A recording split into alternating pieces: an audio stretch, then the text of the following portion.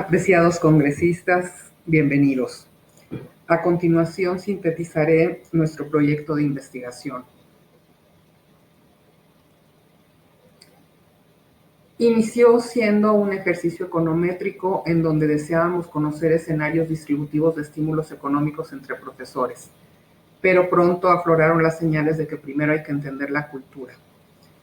Entonces, nuestro objeto de estudio quedó conformado para ver la política pública de estímulos económicos a profesores de tiempo completo en universidades públicas y esto hacerlo a través de un marco interpretativo, a manera de metaevaluación de los efectos culturales que recalan en la identidad académica. Nuestra pregunta de investigación gira en torno a conocer los modos de pensar del profesorado sobre lo que está ocurriendo a su identidad y vocación.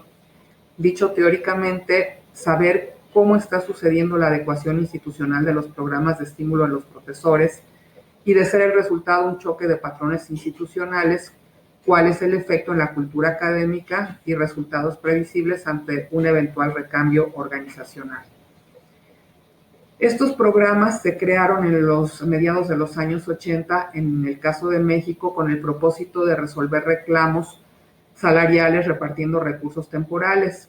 No se crearon para potenciar el conocimiento, porque estos dos propósitos tienen órdenes organizativos distintos. El primero va por una lógica económica y el segundo por una lógica epistémica. No obstante, todo esto devino en que el gobierno fue asumiendo cada vez más la conducción de la profesión y esto fue justificándose porque las universidades estaban trabajando con estructuras flojamente acopladas. Entonces, para ajustar esas estructuras, acuña el concepto de profesores de calidad y va a procurar desarrollar este perfil a través de un binomio, que es evaluación cuantitativa por pares externos y estímulo de tipo económico. Pero esto usando el mismo instrumental administrativo creado a mediados de los años 80, lo cual viene complejizando la labor del profesor. Y la complejiza porque se crea un vórtice en el pensamiento de los profesores, haciendo una brecha entre su concepción del bienestar, del bien ser y del bien hacer. Y este bien hacer ahora acotado exógenamente, y lo que queda en medio es su retribución explícita. El marco teórico que buscamos fue aquel que traduzca argumentos macroinstitucionales en cadenas de microactuaciones organizacionales. Y entonces tomamos al viejo pero operativo nuevo institucionalismo sociológico en una de sus versiones, porque estudia realidades organizacionales altamente institucionalizadas, transitando de aspectos históricos a los socioeconómicos y a los psicológicos. Convergemos en su conjetura, y esta es que los cambios institucionales inducidos exógenamente en las organizaciones conlleva cambios contradictorios en la identidad y orientación social de sus ocupantes.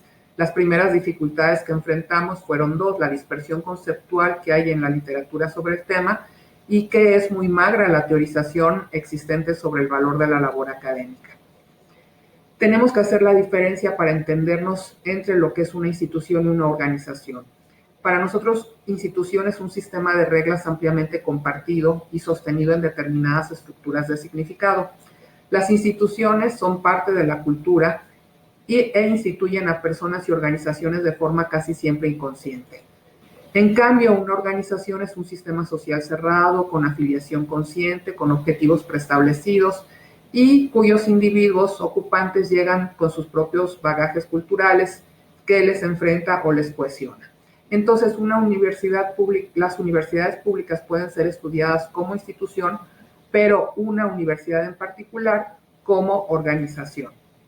Y entonces lo que nos interesa es cómo sucede en ellos el proceso de institucionalización, que entendemos como la forma en que se van estableciendo sistemas cognitivos de reglas cada vez más compartidos, produciendo modos básicos de actividad social con apoyo en estructuras de significado cuyo desciframiento requiere exégesis.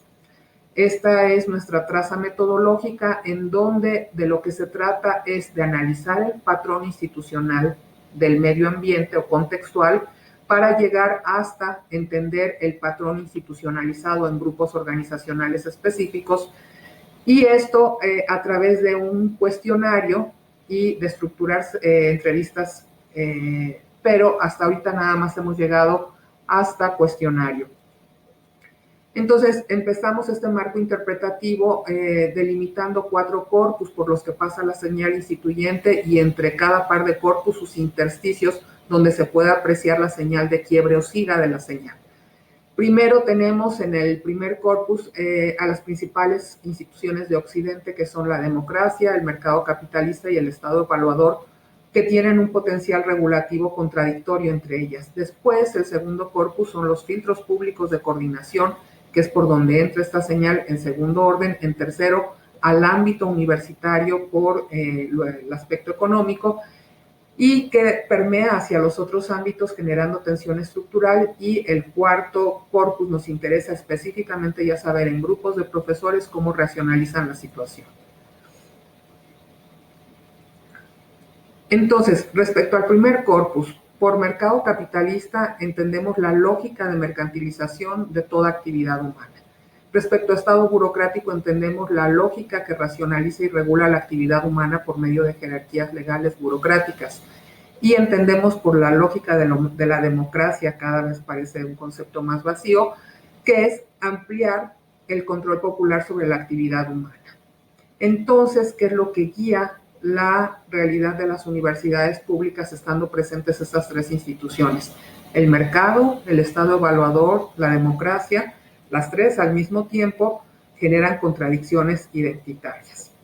Y esto es porque nunca se ha consultado a todo el profesorado respecto a esas reglas de los programas de estímulo económico, y este desconocimiento ha terminado por generar muchos mitos, pero no cualquier tipo de mitos, sino racionalizados, que son definidos como ideas sostenidas por un colectivo aún sin prueba de apego a los hechos e incluso en contra de ellos, siendo legitimadas por la autoridad. Entonces, para el primer intersticio conseguimos como informantes de calidad a los autores de los temas o de los artículos sobre este tema, pues son académicos. Entonces, en ellos, en esta literatura, por un lado encontramos los mitos que vamos a explorar y que se van a convertir en preguntas, cada uno de estos mitos por cada una de estas instituciones. Y de ahí simultáneamente lo que hicimos fue en toda esa literatura encontrar la agrupación de supuestos. Primero, sobre la estructura del desempeño, el primer supuesto que sustenta estos programas de estímulo es la creencia en la multifunción como ideal para alcanzar la calidad. Sobre estructura para evaluar, se sostiene como ideal la evaluación externa por incrementar supuestamente la objetividad. Respecto a los procesos de medición, lo que se supone es que los baremos mejoran la equidad. Y respecto al estímulo económico, se supone que se considera que es el adecuado para generar creatividad. El problema es que no hemos encontrado evidencia científica que avale lo adecuado de la aplicación de estos supuestos en el medio académico. Entonces empiezan a generar dilemas. De idealizar la multifuncionalidad, entonces se tiene que ignorar la valía de los desempeños especializados. Si se idealizan los pares externos, pues hay que ver que esto cada vez va a ser menos pares, dado el avance interdisciplinario entre las ciencias, y que además esos pares externos no son o no tienen formación en evaluación de desempeños, entonces no hay garantía de la conciencia sobre lo que sus juicios desatan. Si se idealizan los baremos, se pasa la responsabilidad de conducción del desempeño a las casas editoriales, organizadores de congresos, etcétera, que sin pretenderlo están terminando por ser quienes guían los perfiles deseables. Y si se idealiza el tipo de estímulo económico, pues el problema está en que no suele emerger lo mejor del ser. Hay suficiente evidencia empírica sobre ello y que establece un lenguaje productivista como capital.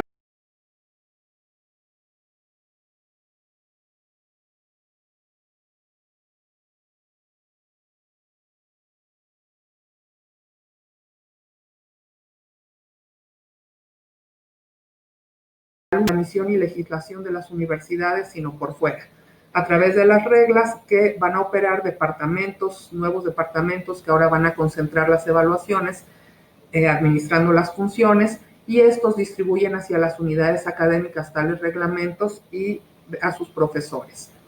Entonces, de aquí es de donde se propulsa el cambio de identidad universitaria. En el segundo intersticio ya se establece la encuesta, en donde se hicieron 59 preguntas en 3 bloques y se dispusieron respuestas con opciones múltiples, 4 de rango abierto de 180 grados y siempre con final abierto para quienes quieren dar más información. Se aplicó esta encuesta con un cuestionario en línea a los 16,000 miembros del SNI del 2010 y se configuró una muestra por disponibilidad con 1,549 investigadores que fueron los que contestaron, y esto es el 9.3% del total a los que se les destinó. El diseño de las preguntas fue sobre lo que el informante cree que es, debe ser y debe hacer una universidad pública y él por su vocación como profesor. Y así el método interpretativo se basa en 2 lecturas. La horizontal, que trata de evidenciar la coherencia interna de las instituciones y entre ellas, y la lectura vertical, que trata de evidenciar el modo en el que las instituciones configuran la identidad y modelan las posibilidades de acción de los profesores. Entonces, para configurar esa identidad tenemos que investigar qué es la noción que cada profesor tiene de lo que es un académico ideal. Ya en cuanto a los resultados, pues aquí viene ya lo primero que empieza a sorprendernos, y es que encontramos antípodas en prácticamente todas las respuestas. Encontramos que el problema de fondo es que hay una insuficiente institucionalización de la multifunción, que es el ariete más fuerte de los programas de estímulo, y que centran las mayores inconformidades solamente en aspectos de forma, administrativos. No cuestionan en ningún momento el estímulo, acogiéndose a la lógica de la pertinencia. A pesar de los malestares, lo soporto porque quiero el estímulo. Entonces, los promotores, por supuesto, de los programas de estímulo afirman que estos programas son altamente eficientes y eficaces para mejoras en el desempeño. En el reporte SNI, aquí lo estamos viendo, pues se ve el crecimiento exponencial de integrantes del Sistema Nacional de Investigadores, y que afirman que la inversión anual por investigador del SNI va en descenso. Sin embargo, la evidencia que nosotros encontramos habla de un choque en prácticamente todas las nociones que fueron examinadas. Sobre todo, por ejemplo, en la multifunción. Noten que preguntando sobre la multifunción de distintas maneras encontramos un variopinto de colores, es decir, que no hay tendencia clara, es decir, no hay acuerdos, no hay consensos. Aquí está la lista de cuáles nociones resultaron con coincidencia media entre los profesores, coincidencia débil o no coincidencias, y en donde no hay coincidencias ni entre profesores ni con los programas de estímulo. Entonces, ¿qué es lo que sale de estos resultados? Nuestra interpretación es que se ha logrado remover la cultura académica previa, es decir, entran los supuestos a la cultura, dándolos por buenos, pero con antípodas instituyentes, centrándose en la intervención externa y con un bastón material. De este grupo, el 10% manifiesta total inconformidad con los programas de estímulo, con su institucionalidad, aún tratándose del grupo que es más privilegiado por ellos. Pero aún ellos tienden a asumir el mercado de puntos a cambio de los estímulos, aún los que están descontentos. Es decir, están descontentos, pero asumen. Y su mayor inconformidad se centra en los procesos de los pares académicos, en su forma de administración, más no en la multifuncionalidad.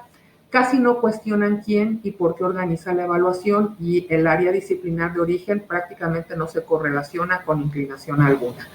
Nos preocupa el abandono progresivo de respuestas con la opción no sé, o simple y sencillamente abandono del cuestionario. Así entonces encontramos 3 efectos que problematizan su identidad. El efecto acostumbramiento, que es ir tras las becas del bien hacer, aunque sufra el bien ser, porque no es congruente con la vocación. Y entonces esto conflictúa por la multifuncionalidad. Después encontramos el efecto Mateo, en que no se asombran los profesores que al que más tiene, más les dado, y al que menos becas tiene, aún esas les pueden ser quitadas. Esto es que está enfrentándose a los baremos contra la vocación o las circunstancias. El tercer efecto que encontramos le denominamos antígona, que son convicciones vocacionales y sobre la misión universitaria que se enfrentan ante las exigencias de los pares. Donde se decida lo que se decida, el interior va a quedar fracturado, igual si se participa que si no se participa.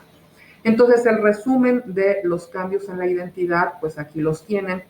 Y vemos que la cultura en este gremio, que antes era homogénea, poco diferenciada entre los profesores, ahora se ha vuelto una casi lucha de castas. Si el sistema en general ya no gravita en torno al aula, entonces cabe preguntar a las universidades a qué fines están acabando por servir. Entonces, comprobamos que a 30 años de existencia de los programas de estímulo económico no han logrado armonizar las visiones vocacionales. Hay quejas de forma, sin embargo, todas esas quejas se les doma administrativamente. Resisten los profesores por el estímulo económico, pero las tensiones descritas anuncian un escenario crítico de suspenderse, tal como el actual presidente en México lo anunció, pero finalmente acalló, quizás porque se da cuenta de la bomba que esto puede ser. Las lecciones y corroboraciones. El arte de evaluar con justicia definitivamente no se corresponde con actos de simplificación.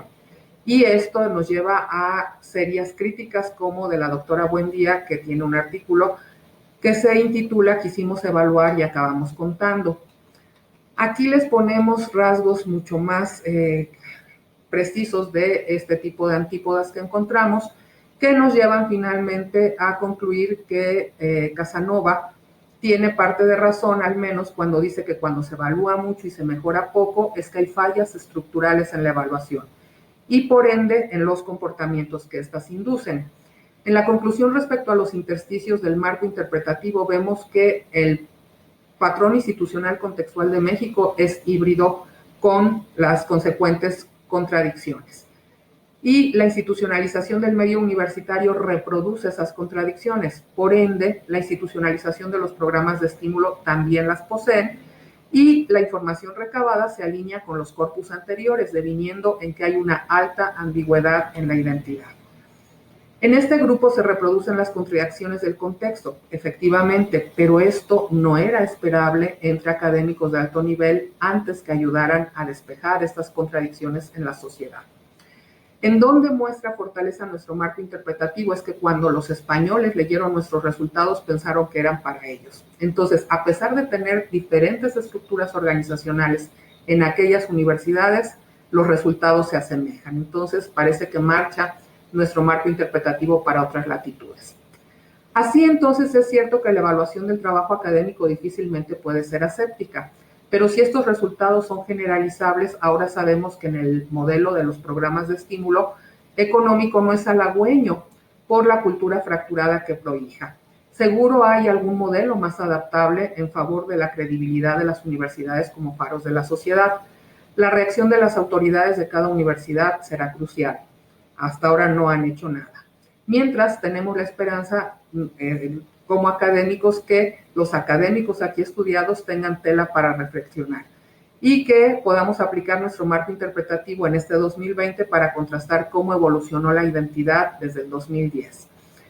Aquí tenemos algunas referencias a su disposición y esto es todo. Muchas gracias, esperamos sus comentarios. Adiós.